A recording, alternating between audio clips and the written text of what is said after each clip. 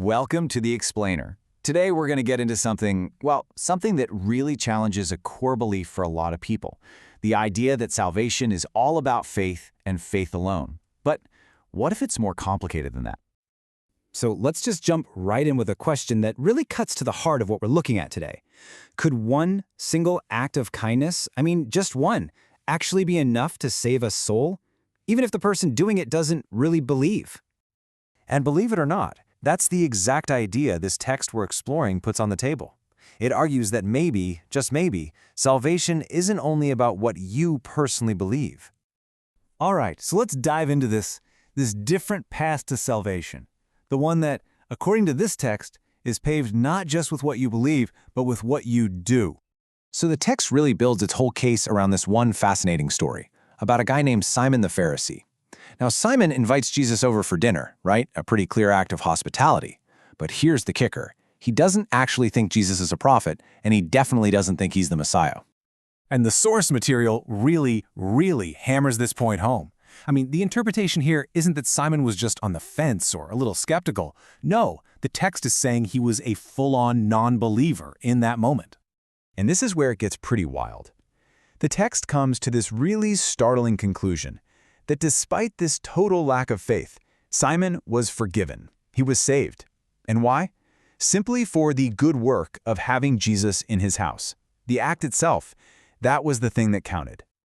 Okay, so to really get this, we have to understand what the text means by works, because it draws this super clear line between two different kinds. On one hand, you've got works of the law, that don't do this, don't do that kind of stuff, like don't kill, don't steal. But then you have good works, which are all about acts of mercy, giving water to the thirsty, visiting people in prison. And according to this text, those are the works that can actually play a part in your salvation. All right, that leads us right into the next piece of this puzzle, the idea of delegated authority. Let's talk about the power to forgive. So, the source points us to this verse right here from Matthew. The argument is that the power to forgive sins, it wasn't just for Jesus. And the key detail, the thing you got to pay attention to, is the wording. The crowd glorified God for giving this power to men, plural, not just one man. In this interpretation, it leads directly to how the text explains the whole concept of indulgences. It's defined as the authority that priests have as disciples to forgive the sins of people who confess. And the text says this all goes back to that moment when Jesus literally breathed on his disciples and said, "Hey, you guys can forgive sins now." But it's not just about one-on-one forgiveness either. The text uses this other verse from Matthew to lay the foundation for the authority of entire church councils. The idea is that whatever they decide together, here on earth, that decision is backed up in heaven. Okay, so let's recap. If your own actions can help save you, and the power to forgive can be passed on, the text then takes it to the next logical question. Can one person's faith actually save someone else? Let's look at the story of Jairus. This is a heartbreaking situation. His daughter has just died. It's totally hopeless. But watch what Jesus does. He doesn't even talk about her faith. She's gone, so how could he? Instead, he focuses completely on her father's belief. And his instructions are just so direct, so simple. Don't be afraid. Just believe, and she will be saved. And for the author of this text we're looking at, this is it. This is a slam-dunk example of one person's faith leading directly to someone else's salvation, and in this case, even resurrection. And there's another really powerful example the source uses, the story of the paralytic. You know the one, where his friends lower him through the roof? But here's the detail that the text zooms in on. It says Jesus saw their faith, the faith of the friends. And because of their faith, he forgives the paralytic's sins. The guy's own faith? It's never even mentioned. Isn't that interesting? So, if the faith of a living person can save another living person, the text pushes this idea one step further to a really big question. Can the dead be saved?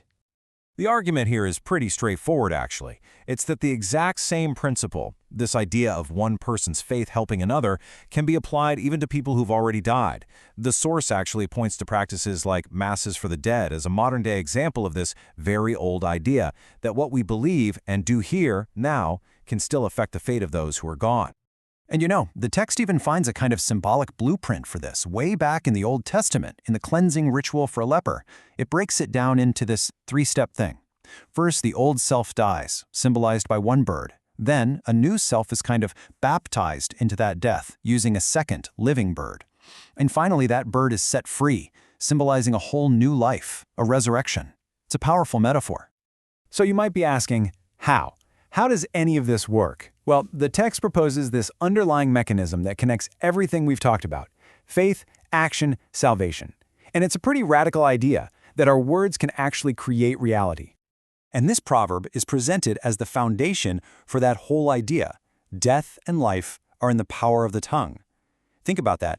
Our words, they don't just describe what's happening. The text argues they have the power to actually shape what's happening, to literally bring life or death. And to back this up, the text just rattles off these incredible biblical moments where words totally change the physical world. You've got Joshua telling the sun and moon to just stop, and they do. Elijah declares a drought, and poof, no rain for years. Jesus speaks to a fig tree, and it withers away. These are all put forward as examples of words fueled by faith, literally creating a new reality. So when you put all of this together, all these arguments, all these examples, what's the big takeaway? What's the main lesson the source material is trying to get across?